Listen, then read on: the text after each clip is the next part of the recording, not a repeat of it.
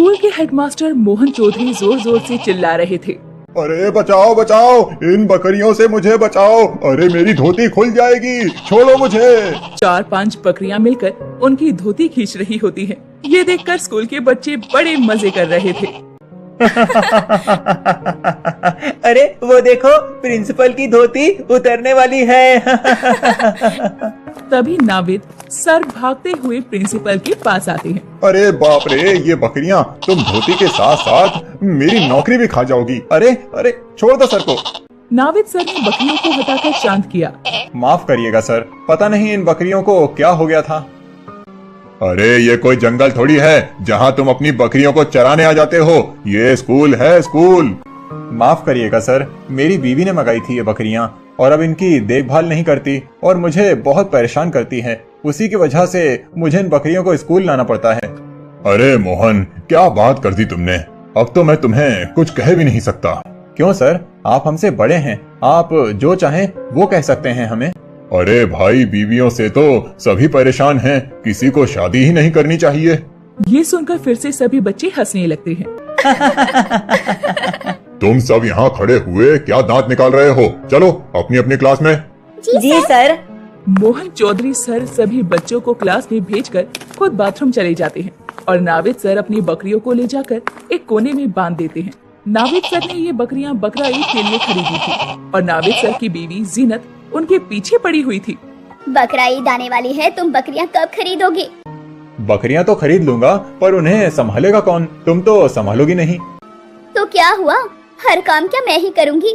सुनो, बकरा ईद है, मुझे बकरियां ला कर दो, और कुछ नहीं पता है मुझे, और घर का कोई भी काम मैं नहीं करूंगी, फिर खुद कर लेना सारे काम। नाविद सर अब मुश्किल में पड़ गए थे कि वो करे तो क्या करे, इसीलिए उन्होंने अगले ही दिन 5 बकरियां खरीद ली और घर लौटकर बकरियों के लिए खाने का बंदोबस्त करने लगे। सारा काम मुझे ही करना पड़ता है।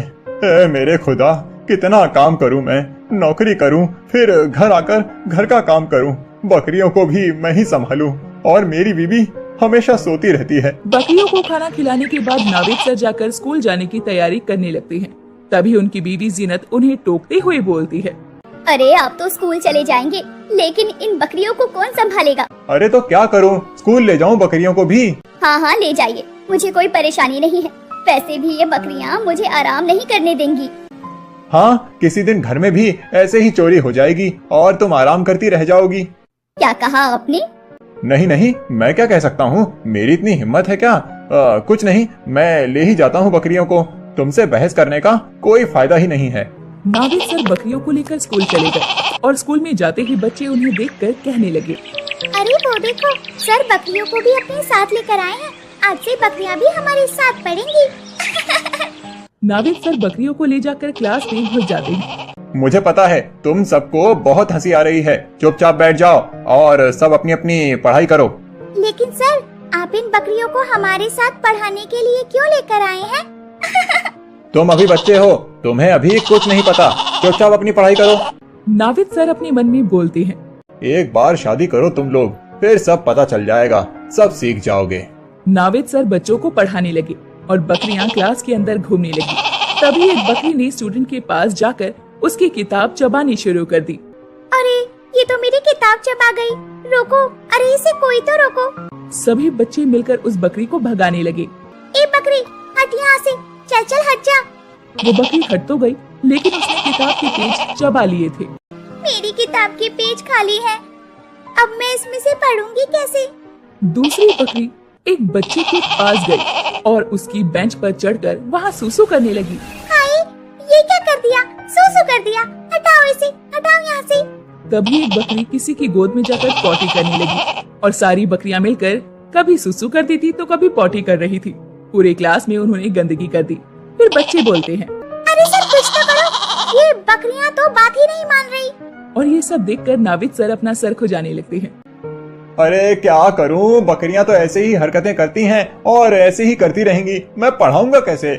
उसके बाद नाविद सर ने 5 बकरियों को पकड़कर क्लास के बाहर छोड़ दिया और बकरियां स्कूल में इधर उधर घूमने लगी और घूमते घूमते बकरियां मोहन चौधरी सर के ऑफिस में जा पहुंची। अरे अरे, ये बकरियां कहाँ से आई? किसकी हैं ये बकरियां? बकरियों को देखकर मोहन सर गुस्सा करने लगे। और उनकी आवाज सुनकर तभी वहाँ नाविद सर आते हैं और माफी मांगते हैं।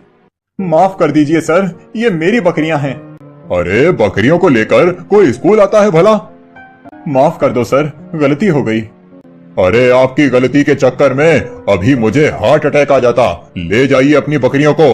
नाविद सर बकरियों को पकड़कर वहाँ से लेकर चले गए और ऐसे ही नाविद सर रोजाना अपनी बकरियों को स्कूल लेकर आते और बकरियां स्कूल में आकर बवाल मचाती। ऐसे ही उस दिन जब मोहन सर बाथरूम जाने लगे तो सारी बकरियां उनकी धोती खींचने लगी और चीखने पर नाविद सर ने उन्हें बचा लिया। नाविद सर की बीवी के बारे में जानने के बाद मोहन चौधरी सर को उनसे हमदर्दी होने लगी और छुट्टी होने के बाद उन्होंने नाविद सर को अपने कैबिन में बुलाया। आपकी बीवी बकरियों का ख्याल नहीं रखती है ना, इसीलिए आप बकरियां स्कूल में लेकर आते हो ना? हाँ जी सर, लेकिन वो सिर्फ बकरियों का ही नहीं, मेरा और मेरे घर का भी ख्याल नहीं रखती है और सारा टाइम बस सोती रहती है और सारा काम मुझे करना पड़ता है। अरे ये तो बहुत नाइंसाफी है। सुनिए, मेरे पास एक प्लान है। मोहन चौधरी सर ने नाविद सर को कुछ कहा और नाविद सर खुश हो गए। खुश होकर अपने घर चले गए। नाविद सर जब घर पहुँचे तो उनकी बीवी जीनत मजे से सो रही थी। कुछ देर बाद ही Mohan sir Chaudhary sir police की ड्रेस पहनकर आए। अरे नावेद, कहाँ छुप कर बैठा है? बाहर निकल। मोहन चौधरी सर की आवाज सुनकर जीनत जाग गई और नाविद के साथ निकलकर बाहर आई तो पुलिस को देखकर घबरा गई। अरे क्या हुआ सर, क्या बात है? अरे वो जो तुम्हारी बकरी है ना, वो आज मेरे घर में घुस गई थी। मेरा सारा सामान खा लिया है। मैं चोरी का इल्जाम लगाने आया हूँ। चोरी का इल्जाम? नहीं नहीं सर, मैं तो क्लास में बच्चों को पढ़ा रहा था, इसीलिए बकरियों का ध्यान नहीं रख पाया। अच्छा, तो तुम्हारी बीवी क्या कर रही थी? बीवी तो कुछ नहीं कर रही थी, वो घर पर थी। घर पर रहकर भी बकरियों का ध्यान नहीं रख पाई, तो फिर पुलिस केस तेरी बीवी पर भी बनेगा। अरे नहीं नहीं, माफ कर दीजिए, मुझे जेल नहीं जाना, मैं अपनी बकरियों का ध्यान रखूंगी। अच्छा, तो पक्का रखोगी ना? नहीं तो तुम जानती ही हो। पक्का, मैं इन बकरियों का ख्याल रखूंगी, आप मेरा यकीन कीजिए। और साथ साथ घर का भी ध्यान रखना होगा। रखूंगी, सबका ध्यान रखूंगी, पक्का। बस मुझे जेल नहीं जाना, ध्यान रखूंगी, पर मुझे जेल मत भेजना। ठीक है, आज तो छोड़ रहा हूँ, आगे से ऐसा हुआ तो फिर नहीं छोड़ूंगा। ऐसा कहकर मोहन चौधरी सर तो वहाँ से चले गए और जीनत इतना डर गई कि अगले ही दिन से वो बकरियों के साथ साथ घर का भी सारा काम करने लगी। ये देखकर नाविद सर तो बहुत खुश हुए और मोहन चौधरी सर को धन्यवाद करने लगे। धन्यवाद सर, अगर आज आप ना होते तो मेरी हालत तो बहुत बुरी हो गई होती। अरे नावेद सर, धन्यवाद की कोई जरूरत नहीं है। आज मैंने आपकी मजबूरी समझी, कल आप मेरी मजबूरी समझना। मैं इन बीवियों को जानता हूँ ना। उसके बाद से नाविद सर की बीवी सुधर गई और नाविद सर की जिंदगी खुशी खुशी बीतने लगी।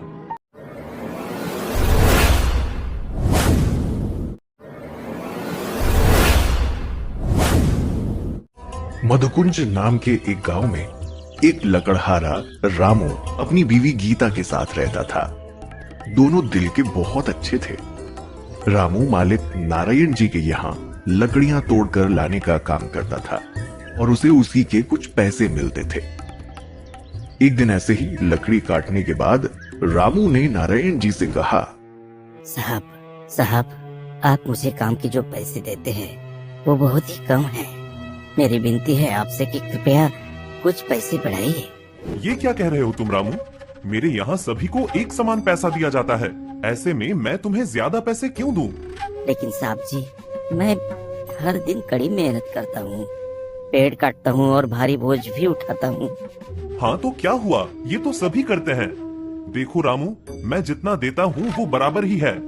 लेकिन साहब, इतने से पैसों में मैं परिवार का गुजारा कैसे करूँगा? मैं तुम्हें कोई ज्यादा पैसे नहीं देने वाला। अगर काम करना है तो करो, नहीं तो छोड़ दो। रामू की विनती करने के बावजूद भी नारायण जी नहीं माने। रामू दिन भर काम के बाद घर लौटा तो गीता ने पूछा, जी आ गए आप? आपका दिन कैसा था? हाँ, लकड़ियों का बहुत बोझ उठाना पड़ा। जी आप बहुत मेहनत करते हो। अभी घर चलाना है तो इतना तो करना ही पड़ेगा ना। आप कहो तो मैं भी चलूं आपके साथ, आपको मेरी मदद हो जाएगी।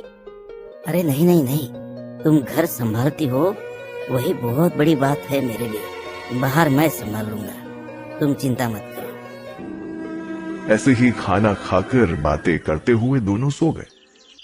अगले दिन रामू रोजाना की तरह अपने काम पर गया। लकड़ी काटने के कुछ देर के बाद एक जरूरतमंद बूढ़े इंसान किशन जी ने उसे आवाज लगाई। अरे सुनो तो बेटा, हाँ, क्या पास में कोई खाने की दुकान है? हाँ, मैंने 2 दिन से खाना नहीं खाया है। हाँ। जी बाबा, दुकान तो है लेकिन काफी दूर है, आपको बहुत दूर तक चल के जाना होगा। कोई बात नहीं बेटा, कोई बात नहीं। हाँ, मुझे बहुत भूख लगी है, मुझे वहां तक जाना ही होगा। हाँ। हाँ बाबा, आप चाहे तो मेरा खाना खा लो। हाँ?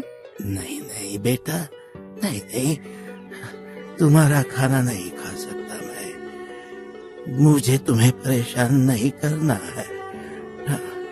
नहीं नहीं, मुझे बिल्कुल भी परेशानी नहीं है बाबा, हम दोनों साथ में खाते हैं। आइए आइए बाबा। दोनों ने साथ में खाना खाया और किशन जी वहां से चले गए। रामू भी अपना काम करके घर पर लौट के आया। जी क्या हुआ, आप परेशान लग रहे हैं? रोज ये ऐसे लकड़ी काटना और ऊपर से पैसे भी इतने कम मिल रहे हैं, ऐसे में हमारा गुजारा करना तो बहुत कठिन है। आगे चलकर हमें बच्चा हो गया तो हम क्या करेंगे? हा? हमें इस बारे में भी तो सोचना होगा ना। आप सही कह रहे हैं, अगर हम खुद का कुछ करें तो मतलब आप तो लकड़ी काट रहे हो, वो आप खुद शहर जाके बेच दो, इससे हमें ज्यादा पैसे भी मिलेंगे। तुम्हारी बात तो सही है गीता, लेकिन शहर में इतनी सी लकड़ियाँ कोई नहीं खरीदेगा, हमें ट्रक भर के लकड़ी लेके जानी होगी। और इतनी लकड़ियाँ इकट्ठा करने के लिए 2-3 महीने तो लग ही जाएंगे ना, तब घर में पैसा कहाँ से आएगा? ऐसी जिंदगी है हमारी, हम कुछ नहीं कर पा रहे हैं। हे भगवान, अब आप ही कुछ रास्ता दिखाइए। चिंता करते हुए ही दोनों ने पूरी रात बिताई। अगले दिन रामू फिर अपना काम करते हुए लकड़ी काट रहा था। तभी किशन जी फिर से एक बार उसके पास आकर बोले, बेटा, तुमने तो कल मुझे खाना खिलाकर मेरी मदद की, लेकिन क्या तुम मुझे बता सकते हो कि दुकान कहाँ है? हाँ? ताकि मैं वहाँ जाके खाना खा सकूं। लेकिन बाबा जी, वो दुकान काफी दूर है, क्या आप वहाँ तक जा पाओगे? एक काम करिए, आप मेरे साथ ही खाना क्यों नहीं खाते? हा? लेकिन बेटा, तुमने तो मुझे कल ही खाना खिला दिया। हाँ? मैं तुम्हें दोबारा परेशान नहीं करना चाहता बेटे। हाँ।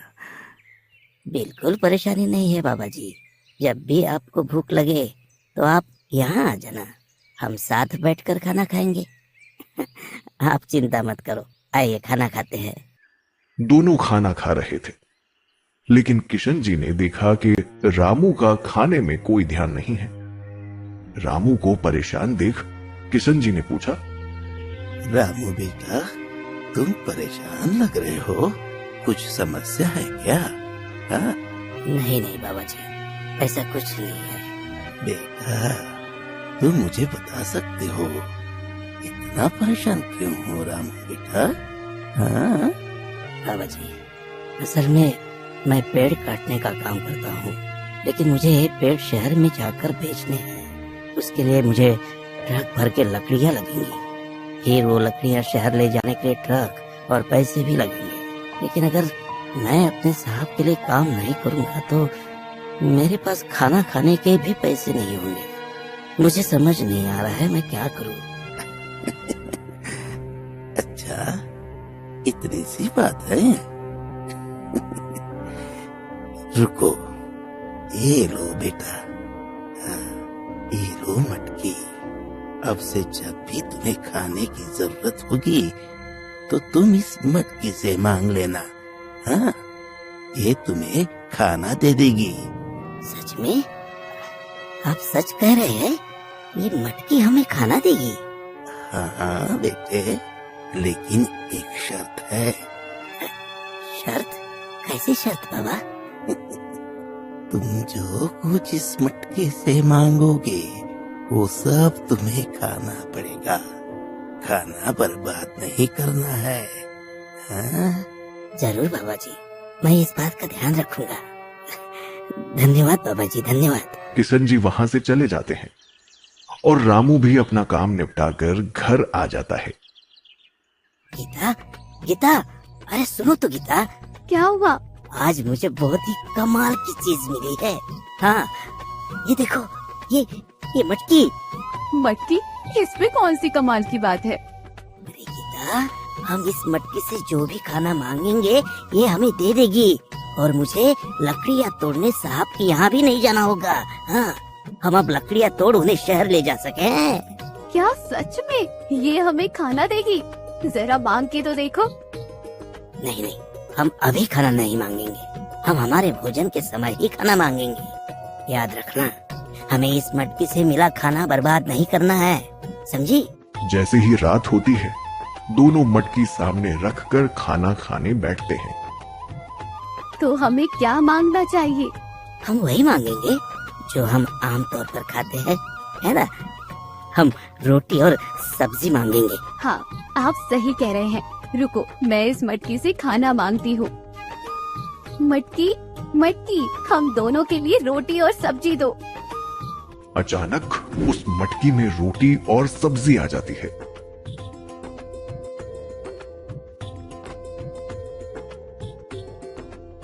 दोनों खुशी खुशी खाना खाकर सो जाते हैं। अगले दिन सुबह रामू लकड़ी काटने के लिए निकल जाता है। हालांकि उसे उस दिन किशन जी नहीं मिलते हैं। वो काम हो जाने के बाद लकड़ी लेकर घर लौटता है। ऐसा ही कई दिनों तक चलता रहता है। एक दिन नारायण जी दूसरे लकड़हारे अशोक से बात करते हुए उससे पूछते हैं कि अरे अशोक, रामू कई दिनों से काम पे नहीं आया, उसकी तबीयत ठीक नहीं है क्या? नहीं साहब, वह तो ठीक है। मैंने कल ही उसे लकड़ी तोड़ते हुए देखा था। क्या? लेकिन वह लकड़ी तोड़ के क्या कर रहा होगा? वह काम नहीं कर रहा है तो खाना कहाँ से लाता है? मुझे नहीं पता कि रामू यह कैसे कर रहा है, लेकिन ऐसा लगता है कि उसके दिमाग में कुछ चल रहा है। आखिर चल क्या रहा है? रामू काम पर भी नहीं आ रहा है। चलो साहब, मैं चलता हूँ, और भी काम बाकी है। जैसे ही अशोक चला गया, नारायण जी रामू के बारे में विचार करते करते मन ही मन कहते हैं, मुझे उसके घर जाकर देखना होगा कि वह क्या कर रहा है। उसी रात नारायण जी रामू के घर के बाहर खड़े रहकर घर के अंदर खिड़की से झांकते हैं। उन्होंने देखा कि रामू और गीता एक मटकी से खाना मांग रहे हैं और वो मटकी उन्हें खाना दे भी रही है। इसे देखकर नारायण जी आश्चर्यचकित रह गए। वाह रामू, तेरे हाथ तो खजाना लग गया है। अब मैं भी देखता हूँ तू और कितने दिन इस मटकी के सहारे जीता है। नारायण जी मन ही मन कुछ सोच के वहां से चले गए। अगली सुबह हर रोज के जैसे रामू लकड़ी काटने के लिए निकल गया। गीता भी अपने काम से गांव के किसी दुकान में चली गई। अवसर का लाभ उठाते हुए नारायण जी ने राम के घर के अंदर जाकर वो जादुई मटकी चुरा ली और वहां से भाग गए। घर आने के बाद नारायण जी उस मटकी को देखकर बोले, आखिरकार मैंने तुझे पा ही लिया मटकी। तू तो काफी बड़ा खजाना है। अब से तो मुझे काम करने की कोई जरूरत नहीं पड़ेगी। मुझे जो भी चाहिए होगा वो मैं बस तुझसे मांगूंगा। मटकी, मुझे पूरा मटकी भर के सोना दे दो। जैसे ही नारायण जी ने ये कहा, वो मटकी सोने से भर गई। इतना सारा सोना देख नारायण जी की तो खुशी का ठिकाना नहीं रहा और उन्होंने उस मटकी को छिपा दिया। उसी रात रामू घर आया तो गीता ने परेशान होते हुए उससे पूछा, जी आपने वे मटकी कहीं रख दी है क्या? मैंने सारा घर ढूंढ लिया लेकिन मुझे वे कहीं नहीं मिली। क्या? अरे ये क्या बात कर रहे हो तुम? हाँ? मटकी नहीं मिल रही मतलब? पता नहीं जी, मुझे मटकी नहीं मिल रही है। अरे ऐसा कैसे हो सकता है? अभी भी बहुत काम करना बाकी है। हमें काफी सारी लकड़ी इकट्ठी करनी है। बिना मटकी के अब अब हम क्या करेंगे? हम खाना कैसे खाएंगे? हे भगवान, हमने ऐसी क्या गलती की है कि जिसकी सजा हमें इस तरह मिल रही है? हे भगवान, क्या करूं मैं? अब क्या करूं? लेकिन दूसरी ओर नारायण जी के पूरे शरीर पर काले काले धब्बे दिखाई देने लगते हैं।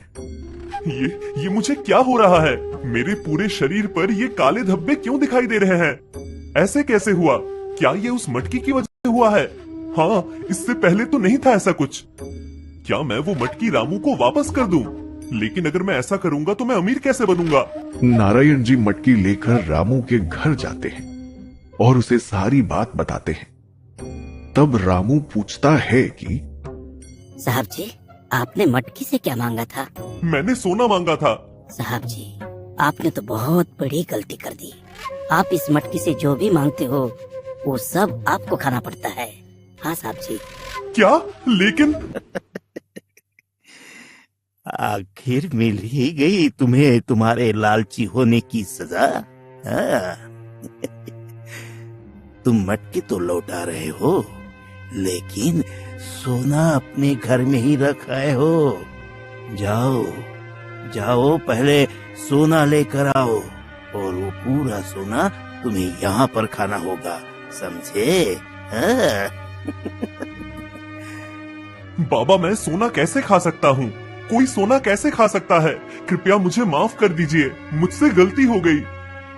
तुमने अपने फायदे के लिए दूसरों का शोषण किया है। तुम लोगों से कड़ी मेहनत करवाते हो और उन्हें उनके हिस्से के पैसे भी नहीं देते हैं। अब जब तुम्हें अपने कर्मों की सजा मिल रही है तो तुम क्षमा मांग रहे हो। हाँ?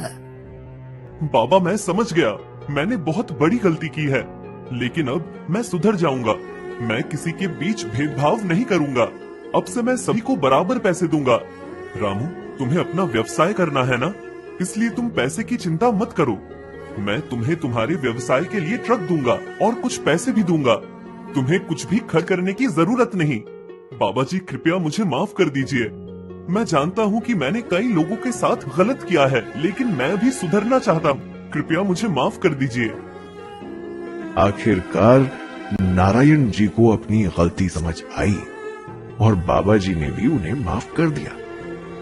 और इसीलिए प्यारे दोस्तों, हमेशा याद रखिए कि लालच के गंभीर परिणाम हो सकते हैं, लेकिन अपनी गलतियों को स्वीकार करने, क्षमा मांगने और सुधारने में कभी देर नहीं होती है। अपनी गलतियों को सुधारना अपने विकास के लिए, बेहतर भविष्य के लिए महत्वपूर्ण है।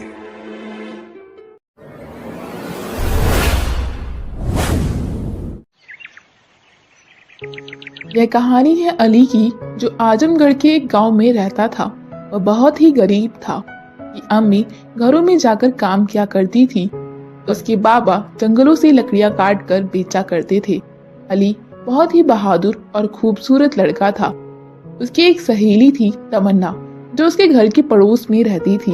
वह दिन भर एक साथ खेलते थे। उन दोनों को साथ में रहना बहुत पसंद था। एक दिन की बात है। अली कहाँ हो? जल्दी आओ, मैं तुम्हारे लिए कुछ लाया हूँ। बाबा आया। अरे वाह बाबा, ये तो बहुत ही खूबसूरत बकरी का बच्चा है। अब बेटा, ये मुझे जंगल में मिला तो मैं इसे अपने साथ ले आया, क्योंकि ये किसी जानवर का शिकार हो सकता था। ठीक कहा बाबा, आपसे तो मैं बहुत दिनों से एक बकरी के बच्चे की ख्वाहिश रखता हूँ, लेकिन घर की तंगस्ती को लेकर मैं कुछ नहीं कह पाता था। बाबा, आपने मुझे बहुत बड़ी खुशी दी है। आपका बहुत बहुत शुक्रिया बाबा। अच्छा ठीक है बेटा, खाना खा लो। ये अम्मी जान, आप अपने हाथों से खिलाइएगा। मेरा प्यारा बेटा। अली उस बकरी के बच्चे का नाम शेरू रखता है। मैंने इसका नाम शेरू रखा है। अच्छा, तो ये तुम्हारा शेरू है? हाँ बाबा, ये मेरा शेरू है। ठीक है, अब हम खेलने जाते हैं शेरू के साथ। जंगल में बेटा कहीं दूर मत जाना, पास में ही जाना, वहाँ जंगली जानवर होते हैं। ठीक है बाबा, हम दूर नहीं जाएंगे, बस पास में ही जाएंगे। इस तरह वो दोनों शेरू को लेकर जंगल की ओर जाते हैं। और वहाँ उसे हरे हरे पत्ते तोड़कर खिलाते हैं। शेरू को खाता देख वह दोनों बहुत खुश होते हैं। तमन्ना, ये देखो मेरा शेरू कितना सुंदर है, वो कितना बहादुर और अच्छा है, वो मुझे भी पसंद है। वह दोनों शेरू को रोज घुमाने के लिए ले जाते हैं। समय बीतता जाता है और शेरू बड़ा हो जाता है। बाबा देखो, मेरा शेरू कितना बड़ा हो गया है, लेकिन मैं तो इतना का उतना ही हूँ। मैं बड़ा क्यों नहीं हुआ? बेटा, जानवर जल्दी बड़े हो जाते हैं। बाबा, अब तो मैं इसके ऊपर बैठकर भी घूम सकता हूँ। शेरू अब तुम्हारी सवारी बन चुका है। तो शेरू, हमें गिराना। उधर अली के बाबा का काम धाम बिल्कुल खत्म हो चुका था।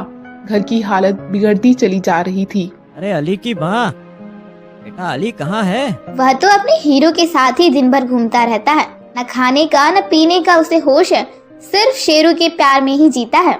वो तो ठीक है, अभी वो छोटा भी तो है, उसे खेलने दो। अभी उसके साथ बचपन के दिन रात सुहाने होते हैं।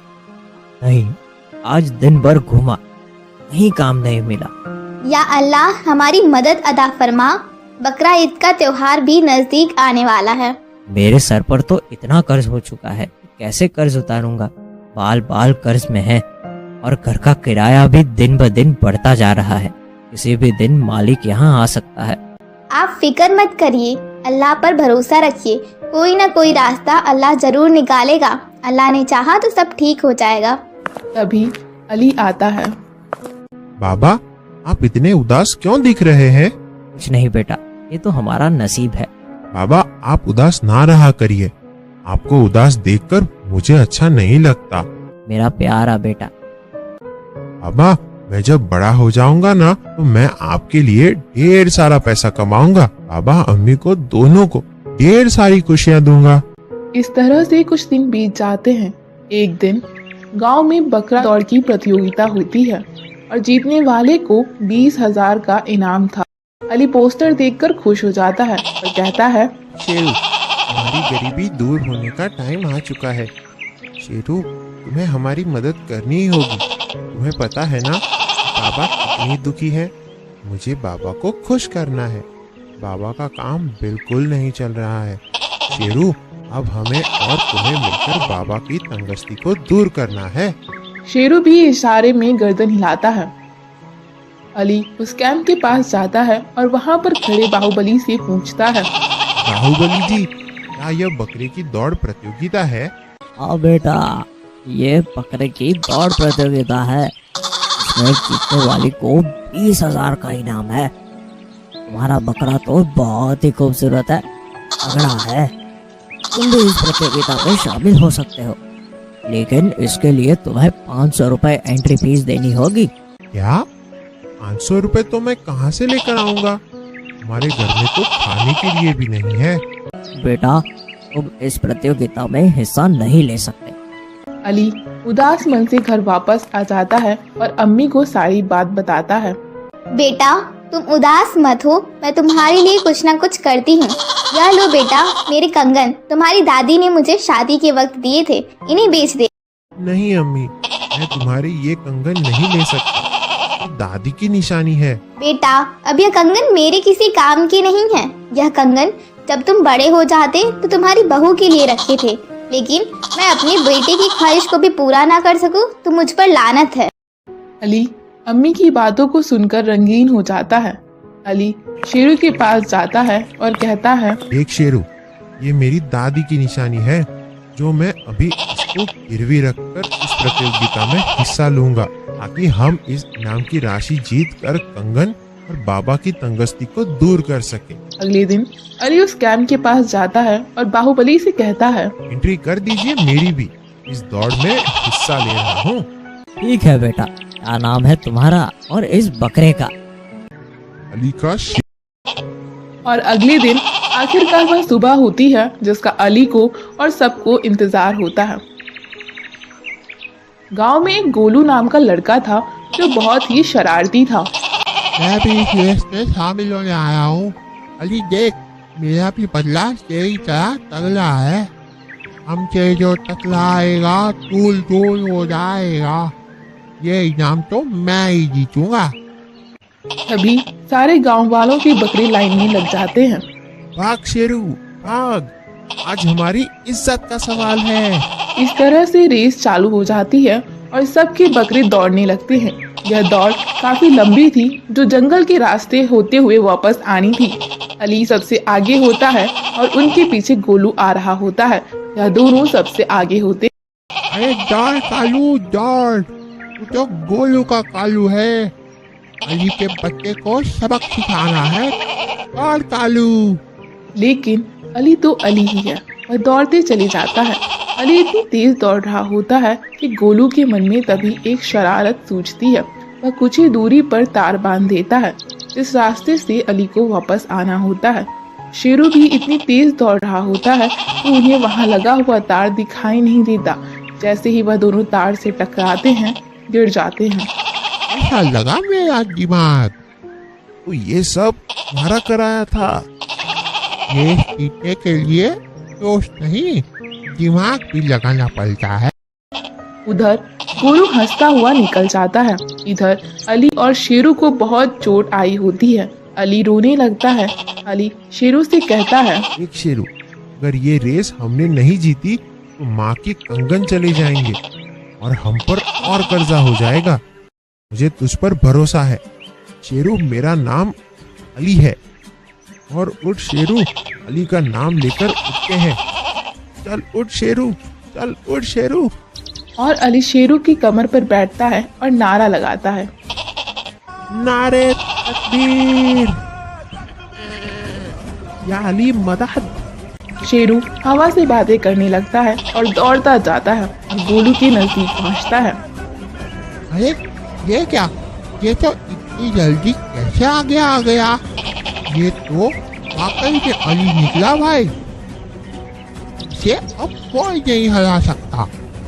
अली दौड़ता जाता है और रेस पॉइंट के रिबन की रेड लाइन को प्राप्त कर जाता है। इस तरह से अली उस रेस को जीत जाता है। उसकी अम्मी अब्बू बहुत खुश होते हैं। बेटा अली, तुमने यह कारनामा करके दिखा दिया। शेरू को इतनी चोटें लगने के बावजूद भी तुम लोग रुके नहीं, जीत गए। अल्लाह ने तुम्हारा साथ दिया। देखो बाबा, मैंने कहा था ना, अल्लाह हमारे साथ है तो हम किसी भी जंग को जीत सकते हैं। ठीक कहा बेटा, अल्लाह कोशिश और हिम्मत करने वालों के साथ है। ठीक कहा भाई, मुझे माफ कर लेना। अल्लाह की रहमत से मेरी भी आंखें खुल गई है। अभी किसी के लिए बुरा नहीं सोचूंगा, ना ही बुरा करूंगा। मुझे माफ कर देना मेरे भाई। इस तरह अली को इनाम के लिए स्टेज पर बुलाया जाता है। ये लो बेटा, तुम्हारे इनाम के पैसे। तुम बहुत बहादुर हो, तुम्हारा शेरू भी बहुत बहादुर है। इस तरह सभी लोग बहुत खुश होते हैं। अली को इनाम के पैसे वापस मिल जाते हैं और कंगन वापस लाकर वह अपनी अम्मी जान को वापस कर देता है। ये लो अम्मी जान, आपके कंगन मेरी दादी की निशानी थी, मैं इसे कैसे जाने देता। अली शेरू को गले लगाकर प्यार करता है और कहता है, मेरा शेरू मुझे दुनिया में सबसे प्यारा है। अगले दिन शेरू गांव में टहल रहा होता है। तभी कुछ चोरों की नजर शेरू पर जाती है। अरे मिठीलाल, ये बकरा तो बहुत ही मोटा ताजा है। बकरा ईद आने वाली है, इसे बेच कर तो हमें बहुत सारे पैसे मिलेंगे। सही कहा दुनिया। वह दोनों रात होने का इंतजार कर रहे होते हैं। तभी वे शेरू के पास जाते हैं और उसकी रस्सी पकड़कर खींचने लगते हैं। उनको क्या पता था कि यह कोई आम बकरा नहीं था। खींच दुनिया खींच, ये चल क्यों नहीं रहा है? अरे अपने पिछवाड़े से आवाज ना निकाल भाई। अरे भाई, ये खींच ही नहीं रहा है, इतना मोटा है, हमसे तो खींच भी नहीं रहा है। शेरू धनिया के पिछवाड़े पर सींग मारता है। अरे माँ, मर गया रे। और जोरों से चिल्लाने लगता है। चीखने की आवाज सुनकर घर के सभी लोगों की आंख खुल जाती है और अली दौड़ता हुआ आता है। तो तुम लोग मेरा शेरू चुराने आए थे? ये बकरा नहीं, मेरा भाई जैसा है, तुम्हारे लिए अकेला ही काफी है। तभी वह दोनों दुम दबाकर भाग जाते हैं। बकरा ईद का त्योहार नजदीक आ जाता है। अली के बाबा अली से कहते हैं, बेटा अली, ईद आ गई है। बाबा, मैं जानता हूँ आप मुझसे क्या कहना चाहते हो। अली और बाबा दोनों की आंखों में आंसू आने लगते हैं। इतने में अम्मी भी आ जाती हैं और वह दोनों की बातें सुनकर गमगीन हो जाती हैं। बेटा, हमें अब उस शेरू को अल्लाह की राह में कुर्बान करना होगा। नहीं बाबा, नहीं, मैं शेरू के बिना कैसे जीऊंगा। मैं जानता हूँ मेरे बच्चे, ये तुम्हें सबसे अजीज है। देखो ना अम्मी, बाबा मुझसे क्या मांग रहे हैं, जिसके बिना मैं जी नहीं सकता, वो चीज बाबा मुझसे मांग रहे हैं।